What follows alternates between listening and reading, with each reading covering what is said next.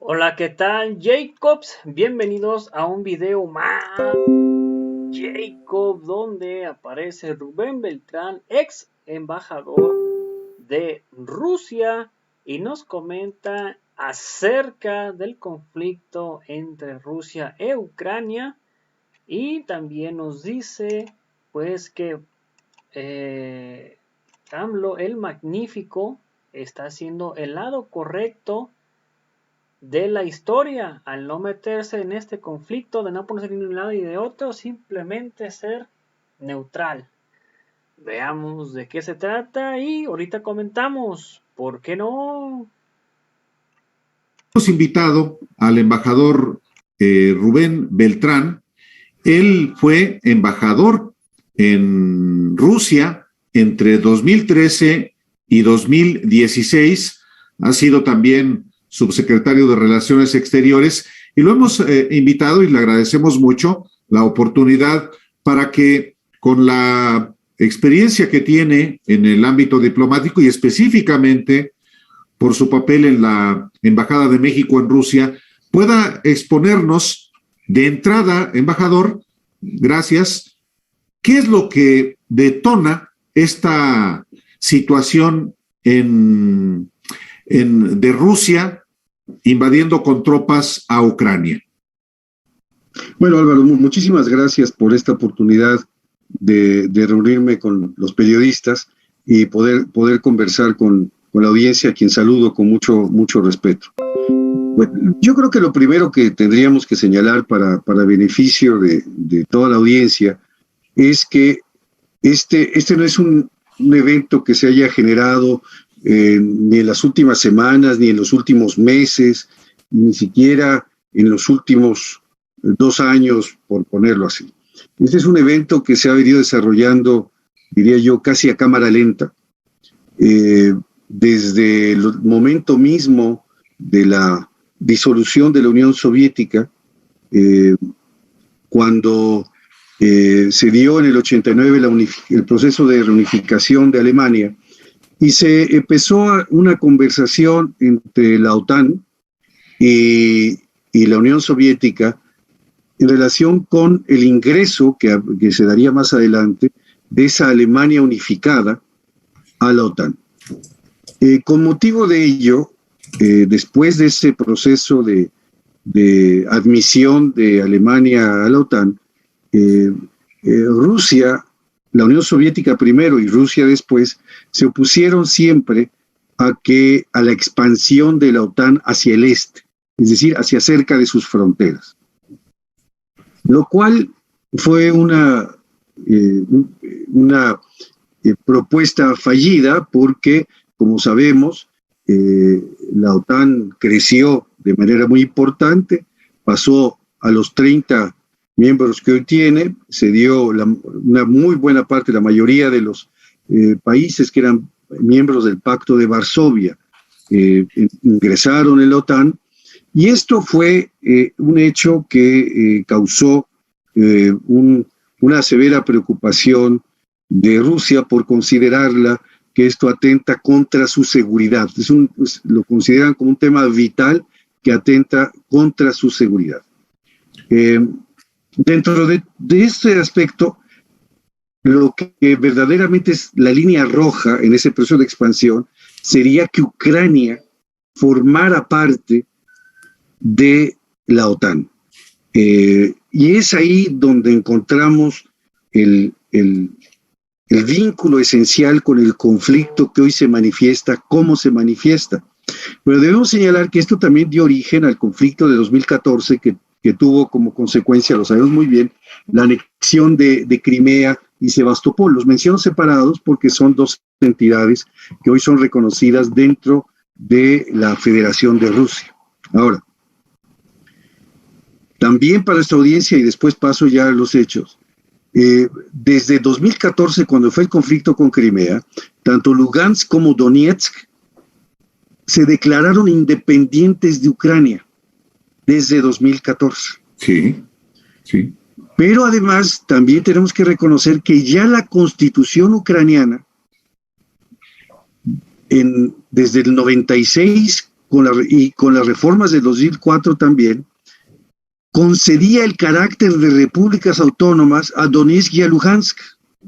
Y con motivo del conflicto de Crimea, por llamarlo sintéticamente, en los acuerdos de Minsk de 2015, Ucrania se obligó a una reforma constitucional que le diera a las repúblicas de Donetsk y Lugansk una mayor autonomía de gestión. Eso nunca sucedió. Y desde entonces tenemos una guerra muy lamentable, de baja intensidad le llaman, pero es muy lamentable porque ha costado ya la vida de 14,000 personas en Ucrania, entre los separatistas y las autoridades ucranianas. En ese sentido, se da ahora este conflicto. Esos son los antecedentes, Álvaro, pero también debo de decir que a pesar de esos antecedentes, lo que estamos viendo ahora es que las propuestas rusas para lograr una reconfiguración del espacio de seguridad europeo, que respetara las zonas de seguridad que ellos tienen delimitado, no fue fructífera, como es evidente, y lo que vemos es que Rusia da un manotazo a la mesa, por llamarlo de alguna manera, cruza una línea, y esa línea es esta intervención militar que estamos viendo. Por más que encontramos estos antecedentes que explico a la audiencia, eso no quiere decir de ninguna manera, en mi opinión y en la opinión que ha manifestado México en el Consejo de Seguridad de las Naciones Unidas, no quiere decir que hay una justificación para esos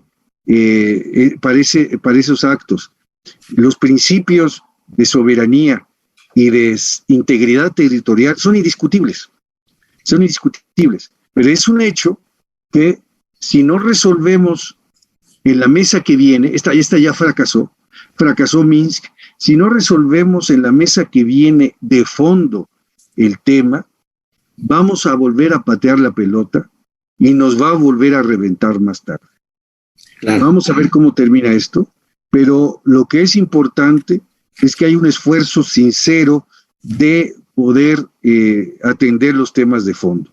Creo yo, por otro lado, y con esto terminaría esta introducción tan rápida, aunque ha sido larga, pero para beneficio, creo yo, me parece de que se entienda bien, creo yo que Rusia ya tomó en el pasado las medidas, no sé si suficientes, pero medidas para, entre comillas, descontar el impacto de las sanciones que le están imponiendo, y además ha estado cultivando, forjando, como hemos visto, una relación importante, estratégica con China.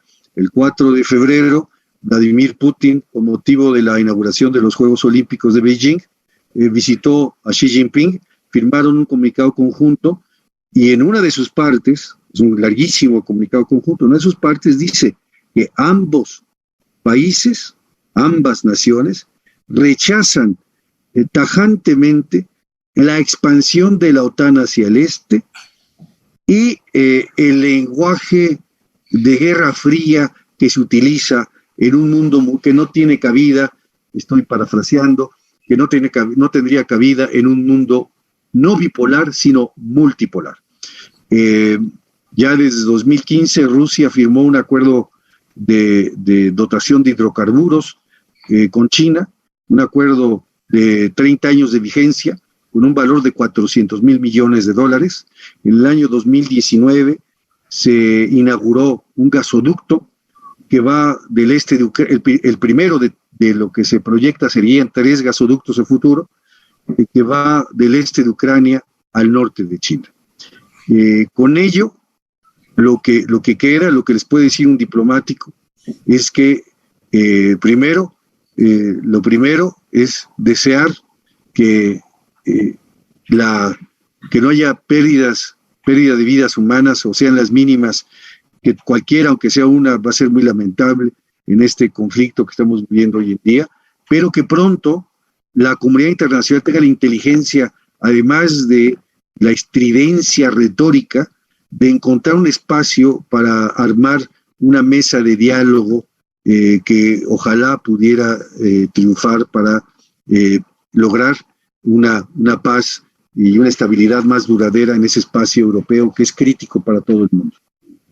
Embajador, sentados en Occidente, cualquiera de nosotros podría voltear a ver de manera, pues, como nos enseña sobre todo la prensa estadounidense, voltear a ver a Rusia como el nuevo Alemania y a Putin como el nuevo Hitler. Es una tentación que se le da al ciudadano común voltear y decir, no, pues es que es Hitler invadiendo otra vez, sin los antecedentes que usted nos acaba de dar. A los que agregaría que el Donbass no solamente trae casi 20,000 muertos en estos conflictos, sino que está literalmente devastado, una zona carbonífera que era muy poderosa, que ha sido muy poderosa y que está ahora mismo literalmente devastado por tantos años de una guerra desigual, porque Ucrania pues tiene ejércitos y ha estado permanentemente en las ciudades del Donbass, pues y a las poblaciones les se suspendió durante mucho tiempo hasta suspensiones para ir más rápido. En ese sentido, hay también una guerra de narrativas, hay dos bloques, cada uno planteando lo suyo. Yo escuchaba ahora a Biden y me parecía, pues bueno, no hay ni siquiera un sentido de autocrítica con decir, oigan, pues también no fuimos capaces de conducir una conversación donde Rusia tiene papeles firmados.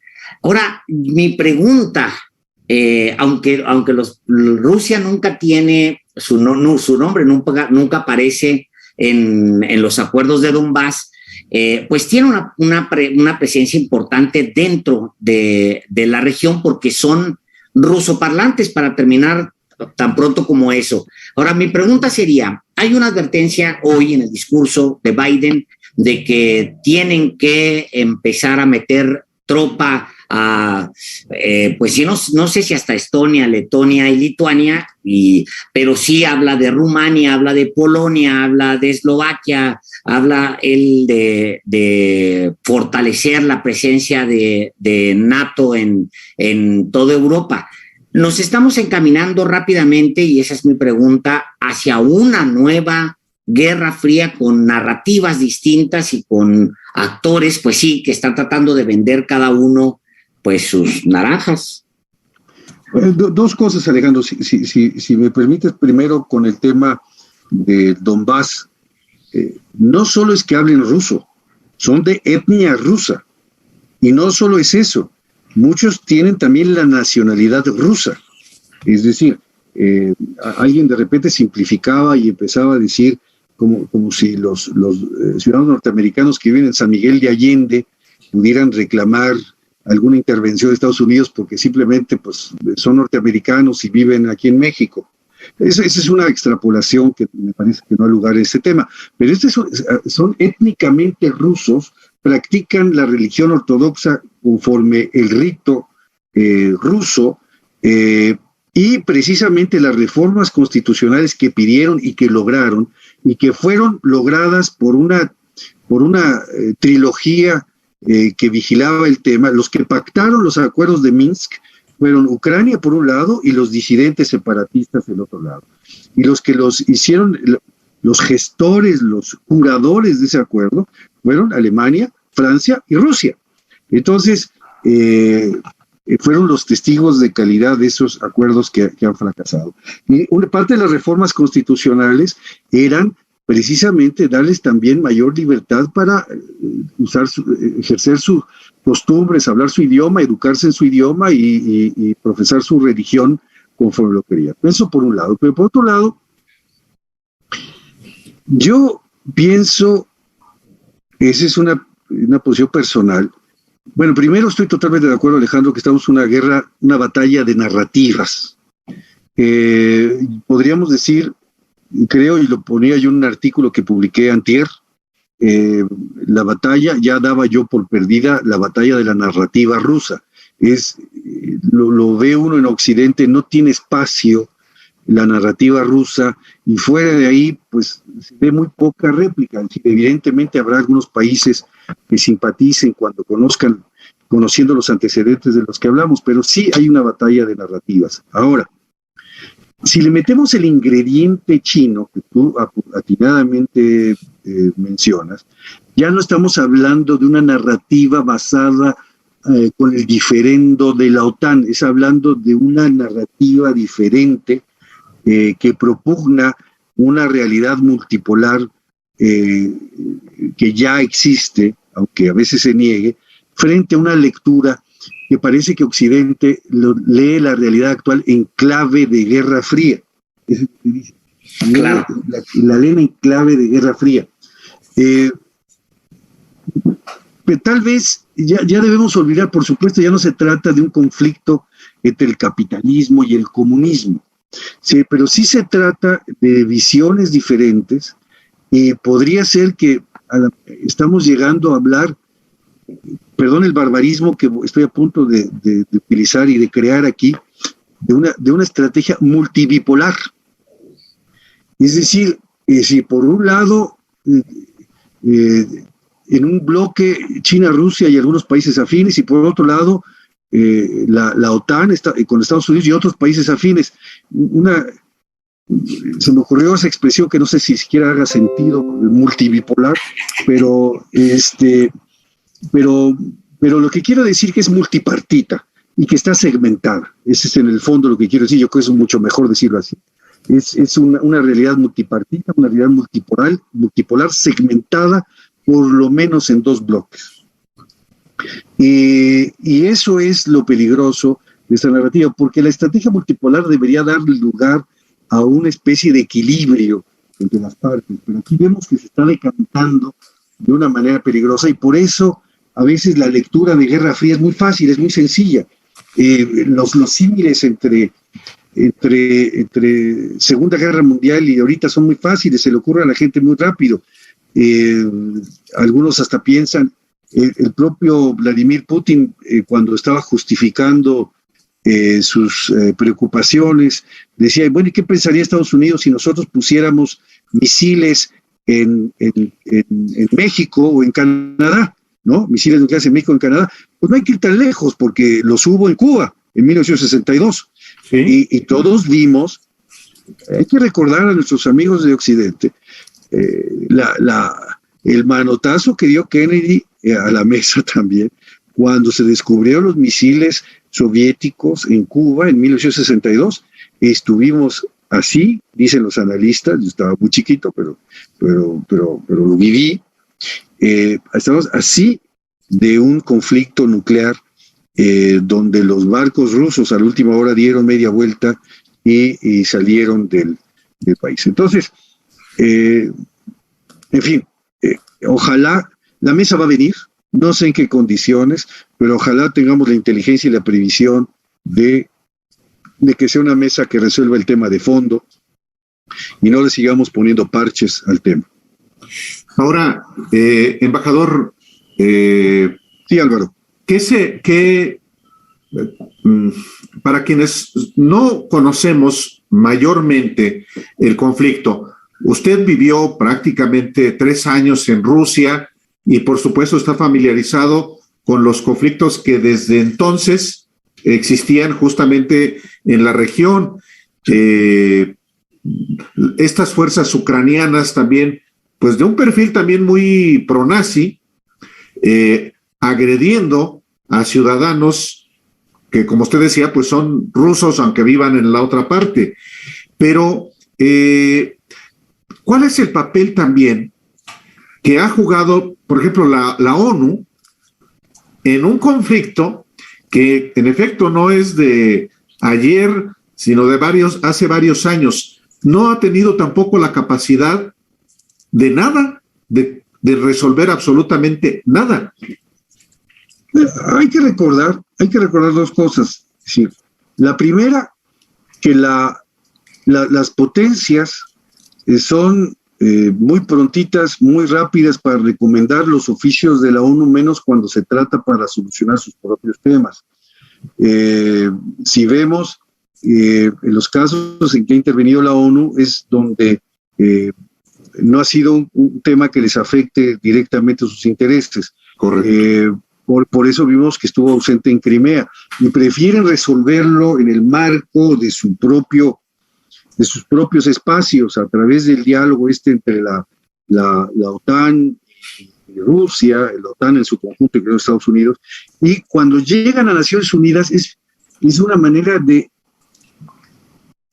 de darle un volumen adicional a la retórica, porque si vemos los discursos de ayer, y por eso aprecio tanto el discurso de la embajadora mexicana Alicia Buenrostro el día de ayer, porque fue un discurso conforme a los principios de nuestra política exterior, pero sin adjetivar, sin estridencias. Si vimos lo que sucedió ayer, bueno, pues sí, fue muy dramático, pero yo me pregunto, ¿a qué abona eso a una solución diplomática? Es decir, si alguien se va a convertir en el paria de un club, el que sea, y no hay una manera de incentivar a una solución, pues ese paria, entre comillas, no tiene ningún estímulo en realidad para poderse sentar. Y lo que vemos es que ayer el dramático capítulo del Consejo de Seguridad fue un espacio de retórica, fundamentalmente, que no estaba destinado a negociación. Ya veremos, se va a someter a aprobación una resolución, creo que el día de hoy se debe estar sometiendo, patrocinada por Estados Unidos, me imagino de una gran condena, seguramente, ya lo sabemos, de una condena a Rusia por la intrusión, y ya veremos, probablemente, no sé si China vote en contra o se abstenga. Si se abstiene, probablemente la resolución sea adoptada, porque ellos, si se oponen, si votan en contra, entonces la resolución no sería adoptada. Pero al final del día, vemos que el espacio de retórica ayuda para el consumo nacional, pero abona poco para la solución real de los conflictos. Por eso creo que la conducción de nuestra Cancillería, de la misión permanente de Nueva York, ha sido una pues, algunos dirían ortodoxa, otros la ven tibia. Yo digo que es correcta, porque no vamos allá a pelearnos, vamos allá con nuestro lenguaje a tratar de ayudar a la creación de una atmósfera conducente al entendimiento. Yo no he encontrado todavía a nadie, ahora como embajador jubilado, sigo sin encontrar a nadie que a gritos se pueda entender, a menos que estén a dos lados de la calle, muy lejos, y entonces tienen que entender a gritos porque si no, no se oye. Fuera de esas excepciones, yo no he entendido, nunca he encontrado en mi profesión nadie que se entiende a gritos y son verazos. Casi responde usted lo que pretendía preguntarle a usted, pues ya en mi última pregunta, pero de todas maneras me gustaría insistirle porque hay planteamientos por todas partes que México debería asumir el lado correcto de la historia en este momento y tirarse en contra de Putin y de Rusia, etcétera. Hay ese planteamiento mucho en un sector de la llamada intelectualidad mexicana, que tiene sí este otro condimento de que pues, no quieren al gobierno actual o a la administración actual, tiene ese condimento que hay que decirlo, pero es importante que usted diga el día de hoy, que nos lo diga aquí, que la posición no a gritos, por llamarlo de alguna manera, pues aunque fuera a gritos, de todas maneras no va a ayudar a resolver absolutamente nada, embajador. Bueno, dos cosas. Yo quiero, para nuestra audiencia, quiero destacar que yo he señalado que ninguno de los antecedentes que hemos comentado, que la perspectiva histórica que hemos tratado de darle al tema, tratando de ir a las raíces, ninguna de ellas justifica los eventos que hemos visto, la intrusión, claro, la violación de la soberanía y de la integridad territorial de un país. Eso quiero decirlo sin ambajes, de manera totalmente clara. Y lo que puedo decir con mucha tranquilidad es que México está del lado correcto de la historia. México está del lado correcto de la historia. México ha actuado de manera correcta. A lo mejor alguien hubiera...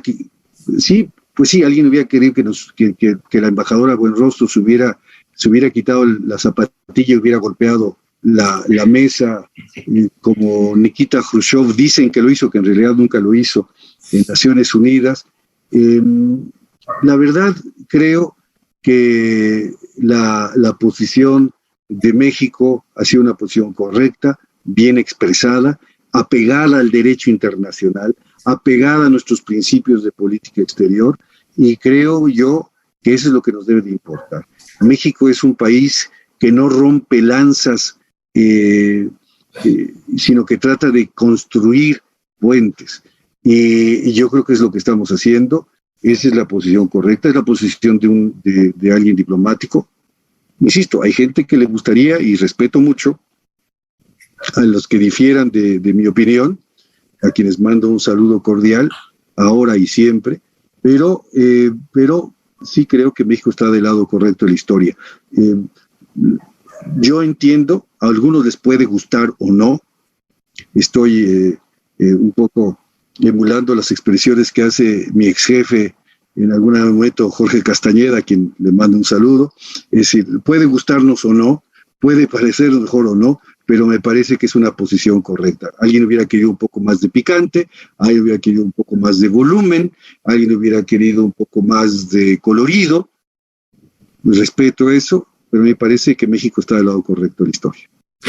Embajador Rubén Beltrán, ex embajador de México en Rusia entre 2013 y 2016, subsecretario de Relaciones Exteriores también, y bueno, con una larga trayectoria en el ámbito diplomático. Muchísimas gracias por la oportunidad de explicarle al auditorio algo que para la mayoría de los mortales no es tan sencillo, pero usted lo ha desmenuzado, creo que de una manera muy didáctica, y pues es...